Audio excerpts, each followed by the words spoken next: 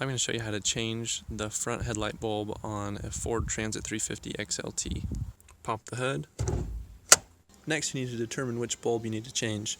Turn indicators here, low beam, high beam, same on the other side.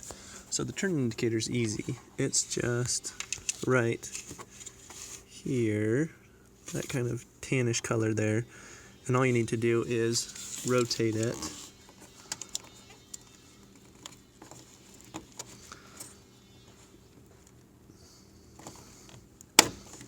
You'll hear it kind of click, pull it back,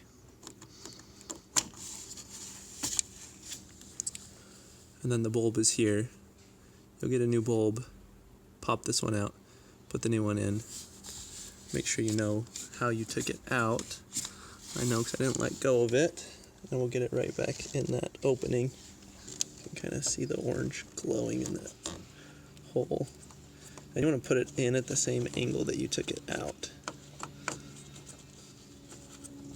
I know you can't see much right now, I'm sorry, it's really tight spaces. And then you'll rotate it again so that it's aligned up, and that's when it's going to be locked into place. Now these other two are going to be, the manual is going to tell you that it wants you to remove this screw, take this whole headlamp off to get to them. I don't think that's necessary. I'm going to show you how to do it without. It's a little bit trickier as far as getting to everything and seeing it, but I think it saves you some time in the long run. So this little black cover here with the two tabs on it, that's just covering up the lamp from behind. There's one for the low beam right there, and it just pulls off. So just grab one of those tabs.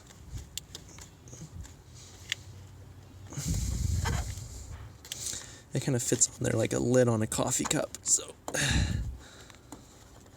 it's just a little rubber lip that goes around like that. So once you've got that off, see the back of the bulb right there. And what we want to do again is twist that so that it will pop out. And I'm going to do my best to show that. I might have to twist it and show you what it looks like. Yeah, so now I've got that rotated. So let me try and get the camera level here. Now I've got that rotated, and it'll just pull straight back. Now careful not to touch this with your hands. The oils on your skin can make the halogen bulbs burn out a lot more. And mine actually rotated a little bit too far, so I had to rotate it back so it wasn't quite as diagonal. Okay, now here's the bulb, and what you want to do is, so you're going to lift up on this tab here. You can kind of see the differences.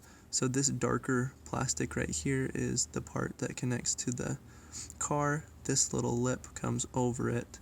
You pull this up and then push the bulb off. I may not be able to do it with one hand.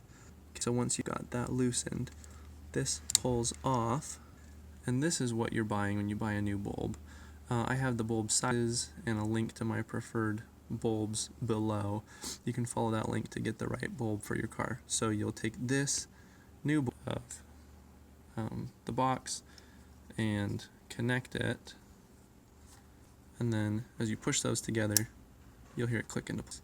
Now we just need to put this bulb at the same angle we took it out, slide it in carefully, and then twist it into place like that. So I'm going to show you that. Again, being very careful not to touch the bulb, careful not to. Okay, so this is before I rotated it. You can tell it's kind of at an angle, and now I need to rotate it like this. So I'm going to do that, and then I'll show you the final product.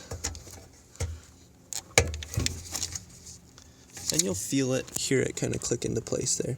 So now you can tell it's vertically up and down. We're going to put this little cap back on there.